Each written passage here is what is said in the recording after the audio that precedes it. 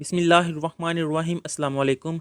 आज की इस वीडियो में फ़िज़िक्स क्लास 11 को जो स्मार्ट सिलेबस आया है, स्मार्ट सिलेबस के लिहाज से मैं आपको पेयरिंग स्कीम जौन सी है वो दिखाऊंगा आपको, और पेपर पैटर्न जौन सा है वो भी मैं इसी वीडियो में आपको दिखाऊंगा। पेयरिंग स्कीम पेपर पैटर्न से बड़ा ही फ़ायदा होता है, आइडिया हो जाता है कि हमने कौन सा चैप्टर ज़्यादा अच्छी तरह करना है ताकि हमारे मार्क्स अच्छे आएँ। और स्मार्ट सिलेबस जो कि मैंने आपको बता दिया हुआ था, अगर किसी ने नहीं देखा तो इस वीडियो के नीचे डिस्क्रिप्शन में है, आप वहाँ से जाकर देख सकते हैं। अब ये देखें, पेपर पैटर्न फिजिक्स का क्लास 11 का पेयरिंग स्कीम है जो कि मैं भी आपको बाद में बताऊंगा। पहले पेपर पैटर्न, टोटल पेपर आपका 85 मार्क्स का है, जिसमें 17 मार्क्स की ऑब्जेक्टिव है और 68 मार्क्स की सब्जेक्टिव है। टोटल टाइम आपके पास 3 घंटे हैं, जिसमें 20 मिनट ऑब्जेक्टिव के होते हैं और 2 घंटे 40 मिनट सब्जेक्टिव के लिए होते हैं। तो ये थी इसकी टाइम डिवीजन। अब ये देखें, पार्ट 1 जो कि ऑब्जेक्टिव होती है, क्वेश्चन नंबर 1 का नेम है मल्टीपल चॉइस क्वेश्चन। और ये देखें 1 MCQs के एक एक MCQs आ रहा है, will be ask from chapter. अब मैं जो चैप्टर आपको बताने लगा हूँ ना, इसमें से एक एक MCQs है।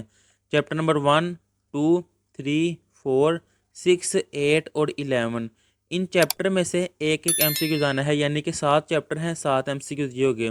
आप ये पेयरिंग स्कीम अपनी बुक के स्टार्ट या लास्ट पेज पे लिख लें ताकि साथ साथ आपको आइडिया हो जाए। फिर 2 MCQs will be ask from unit number 5, 7, 9, 10 और 12, इन 5 चैप्टर में से दो दो MCQs आने हैं।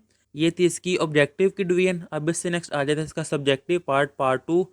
This section will contain 3 short answer question, यानी कि 3 सेक्शन बनेंगे, 3 पोर्शन होंगे शॉर्ट क्वेश्चन के, क्वेश्चन नंबर 2, क्वेश्चन नंबर 3 और क्वेश्चन नंबर 4। अब each short answer question will be ask from the content of the text book, कि आपकी जो टेक्स्ट बुक है उसमें से वो कहीं से भी दे सकता है, ये लाजमी नहीं है कोई एक्सरसाइज में से दे। एक्सरसाइज में से भी हो सकता है, अंदर से भी जहाँ से उसका दिल करे वो क्वेश्चन दे सकता है। तो आपने एक्सरसाइज भी करनी है और अंदर से भी तैयारी करनी है।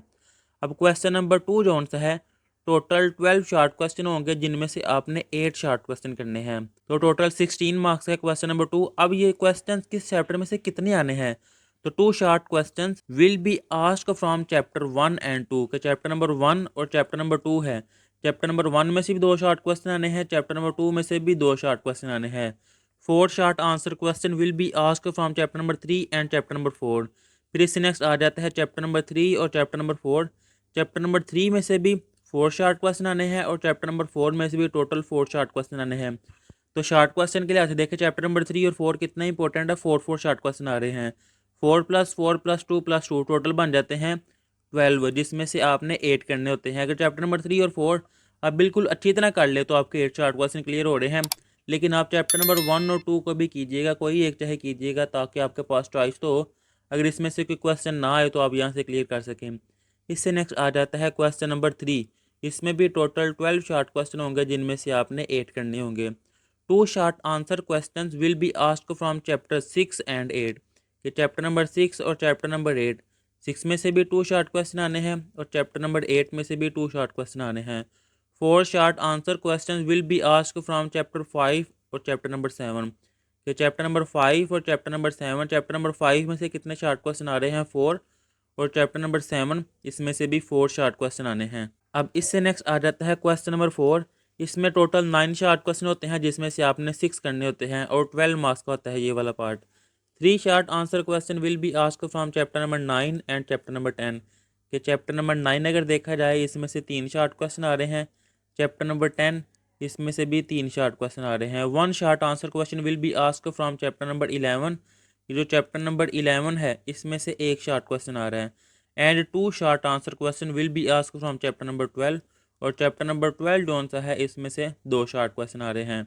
तो ये था 9, 10, 11, 12, ये 4 चैप्टर करेंगे, जो कि क्वेश्चन नंबर 4 का शॉर्ट का पोर्शन है।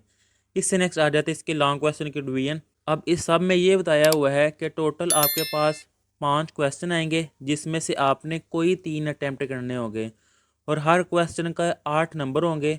अब हर क्वेश्चन के ए बी पार्ट होंगे, ए और बी। अब ए पार्ट जौन सा है वो थ्योरी होगी और बी पार्ट जौन सा है वो न्यूमेरिकल होगा। अब ए पार्ट जिस चैप्टर में से आएगा, बी पार्ट उस चैप्टर में से नहीं आएगा, ये सारा आप रीड करेंगे, यही लिखा हुआ है।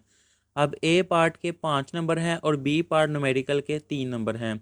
अब न्यूमेरिकल भी हो सकता है और वो एग्जाम्पल भी हो सकती है, लेकिन एक चैप्टर में से ये दोनों चीज़ें नहीं आएंगी। अब ये देखिए question number 5। One detailed question will be ask from chapter 1, 2, 3 कि आप अगर चैप्टर नंबर 1, 2, 3 ये 3 चैप्टर करेंगे तो एक डिटेल आंसर यानी कि लॉन्ग क्वेश्चन वो क्लियर होगा 8 नंबर का। फिर question number 6, one detail question will be ask from chapter number 4, 5, 6 कि इन 3 चैप्टर में से एक डिटेल आंसर सॉरी एक डिटेल क्वेश्चन आएगा। इससे नेक्स्ट आ जाता है question number 7, one detail question will be ask from chapter number 7, 8 के 7वां और 8वां एक लॉन्ग क्वेश्चन इसमें से आ रहा है। फिर चैप्टर नंबर 9 और चैप्टर नंबर 10 एक लॉन्ग क्वेश्चन इसमें से आ रहा है। क्वेश्चन नंबर 9 एक डिटेल आंसर क्वेश्चन आ रहा है। चैप्टर नंबर 11 और चैप्टर नंबर 12 टोटल कितने हो गए हैं, 1, 2, 3 और 2 ये थे 5, 5 क्वेश्चन हो गए हैं जिसमें से आपने 3 करने हैं। और हर ये ए बी पार्ट मस्ट होगा, ऐसा नहीं है कि एक ही क्वेश्चन होगा, ए पार्ट थ्योरी का होगा और बी पार्ट न्यूमेरिकल का होगा। ये थी इसकी पेयरिंग स्कीम। अब इससे नेक्स्ट मैं आपको पेपर पैटर्न दिखाऊं तो ये पेपर पैटर्न भी पैक्टा की जानिब से आया है, मैंने खुद रेडी नहीं किया ये आपके लिए गेस्ट पेपर भी है और आप देख ले कि पेयरिंग स्कीम के लिहाज से क्या ये करेक्ट है। क्वेश्चन नंबर 1 जो कि इसके 17 MCQs हैं और 20 मिनट्स है इसके पास, और 1, 2, 3 इससे नेक्स्ट आ जाता है 4, 5, 6, 7, 8, 9, 10, 11, 12। अब पेपर में इस तरह की काउंटिंग नहीं आएगी, पेपर में रोमन काउंटिंग आएगी। 13, 14, 15, 16, 17 आपके पास देखें MCQs हैं और 17 मार्क्स के ही हैं। इससे नेक्स्ट आ जाता है इसका शॉर्ट क्वेश्चन यानी कि सब्जेक्टिव का पोर्शन शॉर्ट क्वेश्चन का, इसके बाद लॉन्ग क्वेश्चन का। क्वेश्चन नंबर 2, 1, 2, 3, 4, 5, 6, 7 इससे नेक्स्ट 8, 9, 10, 11, 12 आपके पास शॉर्ट क्वेश्चन है जिसमें से आपने कितने करने हैं 8 और 16 मार्क्स का ये पोर्शन है। इससे नेक्स्ट आ जाता है इसका क्वेश्चन नंबर 3, 1 से लेकर 7 तक इस पेज पे हैं, बाकी 12 तक नेक्स्ट पेज पे है। तो टोटल 12 हैं, आपने कितने करने हैं 8, टोटल 16 मार्क्स का क्वेश्चन नंबर 3। इससे नेक्स्ट आ जाता है क्वेश्चन नंबर 4, ये देखिए 1 से लेकर 9 तक है और आपने 6 अटैम्प्ट करने हैं, 12 मार्क्स का ये है। अब सब्जेक्टिव पार्ट का ही पार्ट 2 यानी कि लॉन्ग क्वेश्चन की डिवीजन तो ये देखिए ये है question number 5 A B part दिया हुआ है, question number 6 A B part है, यह क्वेश्चन नंबर 7 ए और ये बी पार्ट है। अब यहाँ मैं आपको बताऊँ, ये देखिए बी पार्ट न्यूमेरिकल, बच्चे जब न्यूमेरिकल कार्य होते हैं तो वो छोड़ देते हैं कि इसकी स्टेटमेंट बड़ी लेंथी है, पेपर में तो यूँ आनी नहीं। तो देखिए जितनी बड़ी स्टेटमेंट हो वो पेपर में वो दे सकता है, ऐसी कोई बात नहीं कि वो आनी नहीं, इंपॉर्टेंट नहीं है। इसके अलावा न्यूमेरिकल जो से है ऑलमोस्ट कंप्लीट बुक के सॉल्व कर दिए गए हैं, जो बाकी रह गए वो भी कर दिए जाएंगे। तो उस प्ले लिस्ट की वीडियो का लिंक भी आपको इस वीडियो के नीचे डिस्क्रिप्शन में मिल जाएगा, आप न्यूमेरिकल वहाँ से जाके कर सकते हैं, बड़े ही आसान मेथड से करवाए गए हैं। इससे नेक्स्ट आ जाता है question number 8 A B part और क्वेश्चन नंबर 9 का भी ये ए और बी पार्ट है। अब ए पार्ट अगर आप सब में देखें तो ए पार्ट जोन सा है वो थ्योरी है और बी पार्ट जोन सा है वो न्यूमेरिकल है या एग्जाम्पल है। तो ए पार्ट जोन सा है 5 नंबर का वो है और बी पार्ट न्यूमेरिकल जो है 3 नंबर का वो है। टोटल करेंगे तो 8 मार्क्स का एक क्वेश्चन है, 3 करने हैं तो 24 मार्क्स के इसका सब्जेक्टिव का लॉन्ग क्वेश्चन का पोर्शन है। तो ये था पेपर पैटर्न भी और पेयरिंग स्कीम भी क्लास 11 की फिजिक्स की, जो कि कंप्लीट कर ली हुई है। अल्लाह हाफिज़।